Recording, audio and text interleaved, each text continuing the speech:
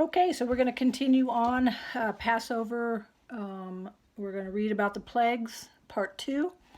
We're going to go ahead and back up just a hair, and we're going to start in chapter 10.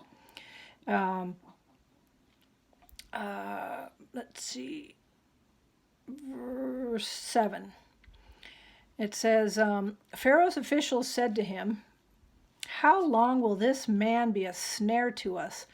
Let the people go so that they may worship the Lord your God. Do you not realize that Egypt is ruined?" Then Moses and Aaron were brought back to Pharaoh. "Go worship the Lord your God," he said, "but just who will be going?"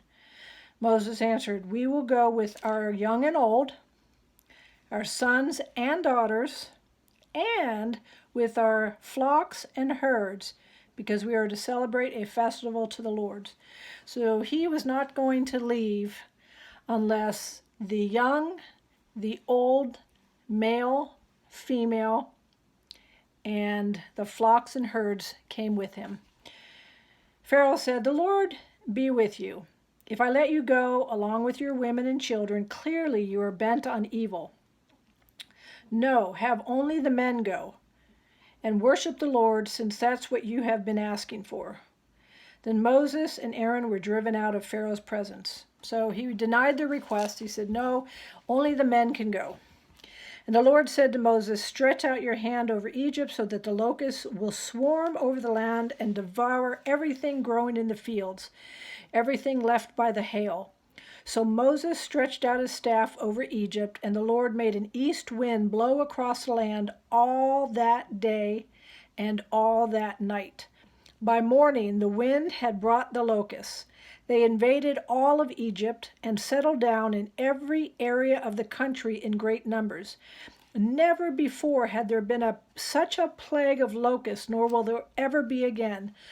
Now, if you've been seeing pictures right now of Africa as being plagued with locust swarms and swarms of locusts, and it's so thick, and there's so many of them, yet here it says there will be not a plague like that, nor ever again. So even what we're seeing in Africa is just nothing compared to what they went through here. They covered all the ground until it was black. They devoured all that was left after the hail, everything growing in the fields and the fruit of the trees. Nothing green remained on tree or plant in all the land of Egypt. Pharaoh quickly summoned Moses and Aaron and said, "I have sinned against the Lord your God and against you.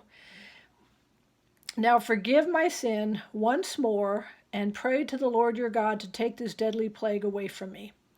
Moses then left Pharaoh and prayed to the Lord, and the Lord changed the wind to be a very strong west wind, which caught up the locusts and carried them into the Red Sea. Not a locust was left anywhere in Egypt, but the Lord hardened Pharaoh's heart, and he would not let the Israelites go. Then the Lord said to Moses, "Stretch out your hand toward the sky so that the darkness will spread over Egypt, darkness that can be felt." So Moses stretched out his hand toward the sky, and total darkness covered all Egypt for 3 days. No one could see anyone else or leave his place for 3 days. Yet all the Israelites had light in their places where they lived. Then Pharaoh summoned Moses and said, "Go worship the Lord. Even your women and children may go with you, but leave your flocks and herds behind." But Moses said, "You must allow us to have sacrifices and burnt offerings to present to our Lord. Our livestock, too, must go with us. Not a hoof is to be left behind. We have to use some of them in worshiping the Lord your God, our God, and until we get there, we will know not what we are to use for worship." But the Lord hardened Pharaoh's heart again, and he was not willing to let them go. Pharaoh said, "Get out of my sight. Make sure you do not appear before me again. The day you see my face, you will die." "Just as you say," Moses said, "I will never appear before you again." Now the Lord had said to Moses, "I will bring one more plague on Pharaoh and on Egypt. After that, he will let you go from here, and when he does, he will drive you out completely. Tell the people that men and women alike are to ask their neighbors for articles of silver and gold." The Lord made the Egyptians favorably disposed toward the people, and Moses himself was highly regarded in Egypt by Pharaoh's officials and by the people. So imagine, ding, ding dong, hi, we're going to be leaving here, and could you give me your silver, all your precious gold, and anything you have? Can you give it so I can take it with me when we book out of here? Ciao, ciao, we're heading out of Egypt, and we just want all the wealth. Can you imagine that? People go, what? What do you mean you want all my silver and gold? But it says that they were highly favored, and I guess people did it. So Moses said, this is what the Lord says, about midnight I will go throughout Egypt. Every firstborn son of Pharaoh who sits on the throne, to the firstborn son of the slave girl who is at her hand mill, and all the firstborn of the cattle as well. There will be a loud wailing throughout Egypt, worse than there was ever before and ever will be again. But among the Israelites not a dog will bark at any man or animal. Then you will know that the Lord makes a distinction between Egypt and Israel. All these officials of yours will come to me, bowing down before me and saying, go, you and all the people and who follow you. After that I will leave. And then Moses, hot with anger, left Pharaoh. The Lord had said to Moses, Pharaoh will refuse to listen to you, so that my wonders may be multiplied in Egypt.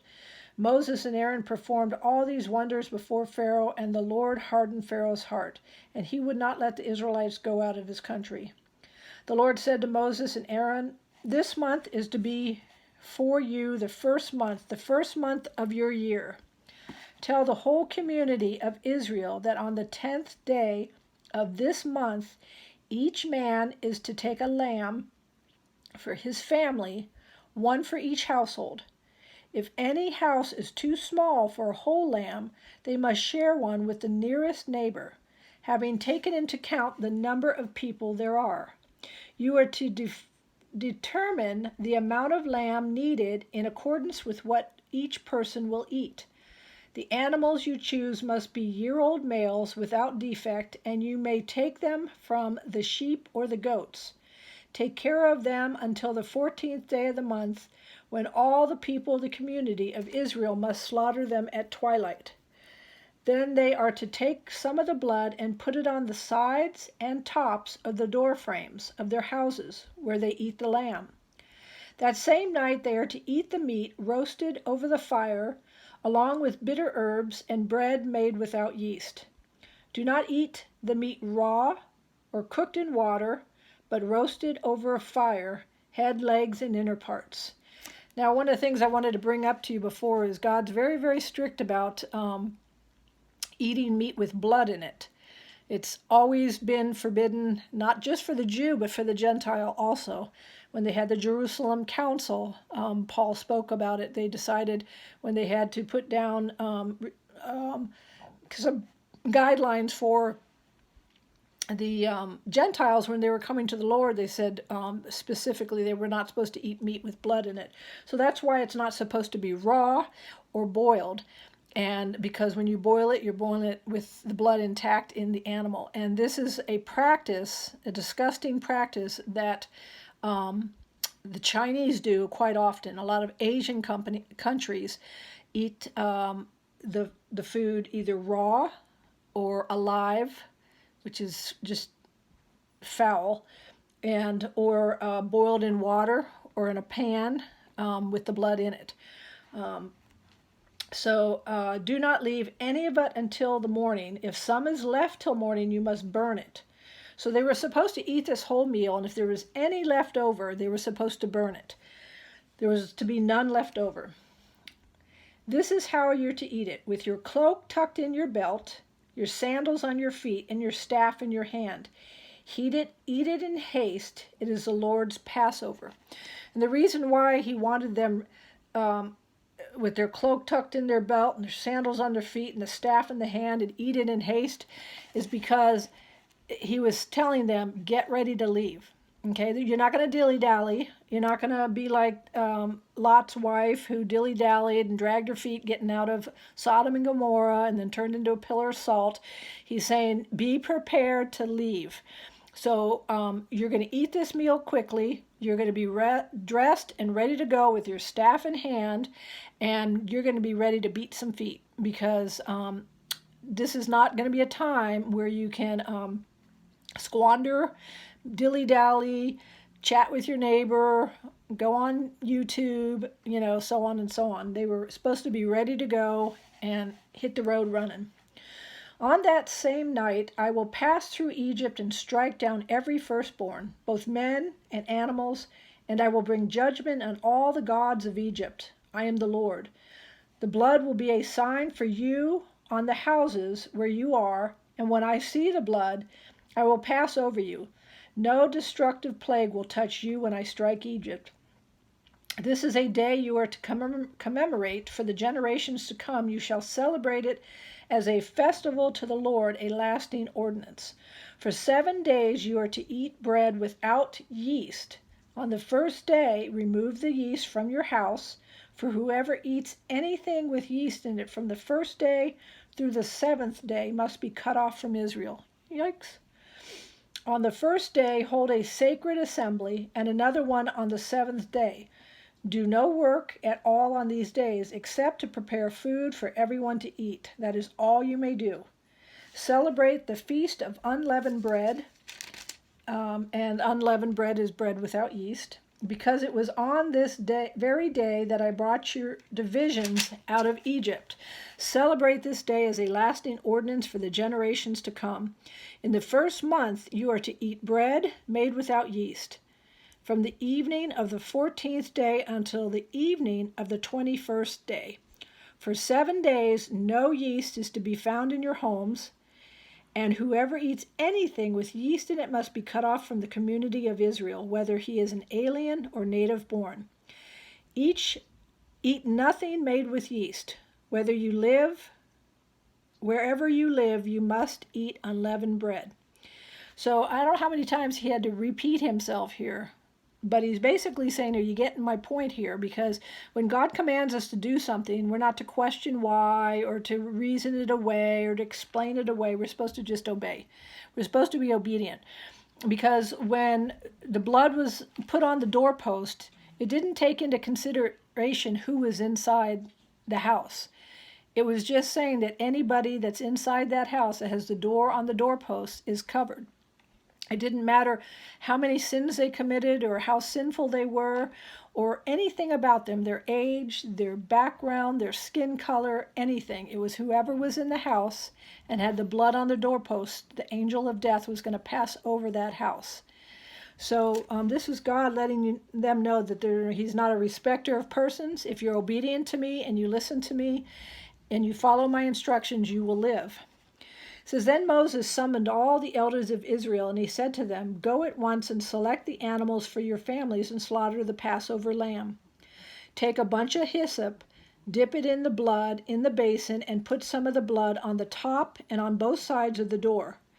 Not one of you shall go out of that door of his house until morning.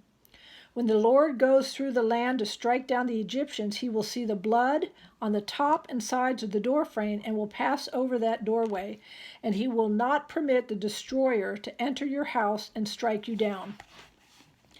Obey these instructions as a lasting ordinance for you and your descendants. When you enter the land that the Lord will give you as he promised, observe this ceremony. And when the children ask you, what does this ceremony mean to you? Then tell them, it is the Passover sacrifice to the Lord, who passed over the houses of Israelites in Egypt and spared our homes when he struck down the Egyptians. Then the people bowed down and worshiped. The Israelites did just what the Lord commanded Moses and Aaron. At midnight, the Lord struck down all the firstborn in Egypt, from his firstborn of Pharaoh, who sat on the throne, to the firstborn of the prisoner who was in the dungeon, and the firstborn of all the livestock as well.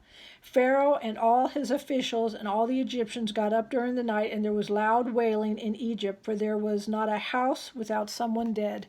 What a heartbreaking event. And you know that when that happens, man lashes out at God for it, but God gave him how many repeated opportunities to be obedient and listen to what he had said. to let my people go. But he continued to say no, no, no. So it's heartbreaking because they want to put all the blame on God, but God made it very clear to them, be obedient to this, let my people go, and you will not be harmed. They continued to harden their heart and not listen, meaning Pharaoh, and as a result, his people suffered. During the night, Pharaoh summoned Moses and Aaron and said, "Up, leave my people, you and the Israelites. Go worship the Lord as you have requested, take your flocks and herds as you have said, and go and also bless me."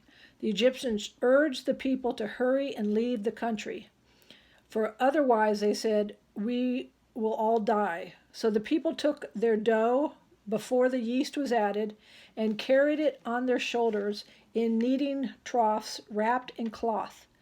The Israelites did as Moses instructed and asked the Egyptians for articles of silver and gold and for clothing. The Lord had made the Egyptians favorably disposed towards the people, and they gave them what they asked for, so they plundered the Egyptians. The Israelites journeyed from Ramses to Succoth. There were about 600,000 men on foot, besides women and children.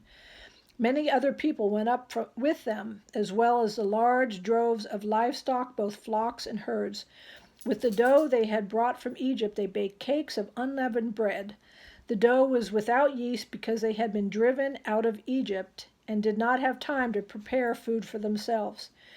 Now, the length of time the Israelite people lived in Egypt was 430 years. At the end of the 430 years, to the very day, all the Lord's divisions left Egypt, because the Lord kept vigil that night to bring them out of Egypt. On this night, all the Israelites are to keep vigil to honor the Lord for the generations to come. So I'm going to go ahead and end right there. That ended in most of 12. So anyway, what does a Christian have to do with Passover? Quite a bit, because this is symbolic of us coming out of the world and God delivering us from the world. The world doesn't want to let us go. He said, let my people go. There's people that are caught up in drug addiction. There's people caught up in pornography and lust and deceitful living and lying and stealing and cheating and murder and anger and vengeance. There's just all sorts of sins that we're in bondage to. Egypt was a bondage to the Israelites. So God sets us free from that. And so that is symbolic of us being free, freed from our sin and freed from the bondages that keep us captive.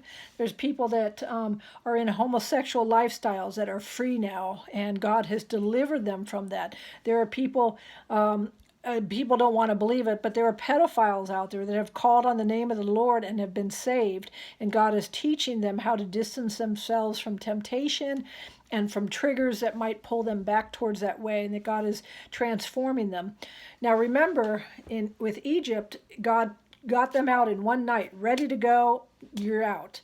But it took them 40 years in the desert to get Egypt out of them. So it's the same way with us. It's called the transformation process. We're being transformed into the image of God. So we are set free, delivered in a twinkling of an eye, in the blink of an eye, boom, like that. We are saved by the blood of the Lamb. Jesus is our Passover Lamb. The animals were symbolic of that. They only, the blood was only covered the sin. It did not take it away. It just covered it. When Jesus came and laid down his life on our behalf, our sin was not only eradicated, but we were made right, and we took on the cloak of Jesus' righteousness.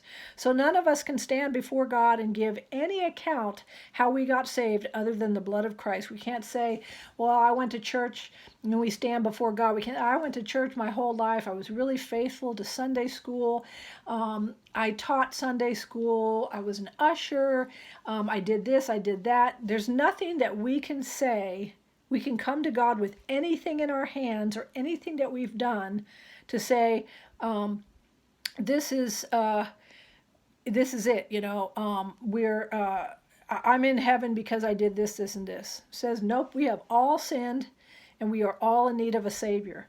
Now, after we're saved and as we're being transformed, the natural fruit of that is going to be works of righteousness. We're going to be doing things as God's instructing us, but we can't get the two confused. So when we start doing good deeds and good things that God has instructed us to do, those deeds that we're doing out of the abundance in our heart, not because they make us saved. If that makes it, you got to make that a distinction very, very clear. We are all saved by one thing when we stand before the Lord, and it's the blood of Jesus Christ. It's the only thing we can call upon. And any good deed we do is because we are saved, and they're works of service that just flow out of us because the Spirit of God has been given to us. So once we're saved, the Spirit of God enters us, we become born again. John 3:3 says, unless a man is born again, he cannot enter the kingdom of God. So anyway, be blessed. Enjoy this week of Passover.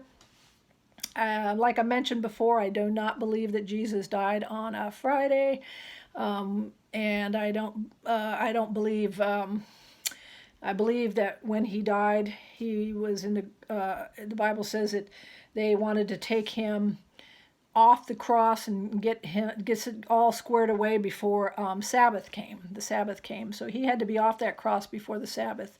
So the traditional story of Friday and him rising on Sunday, I don't really fall into that believing syndrome, and I definitely don't like the term Easter. Easter. Don't know where Christians incorporated that into their churches, Easter service and all that, but I try to shy away from those words once I get a little bit of an understanding. I just don't feel that they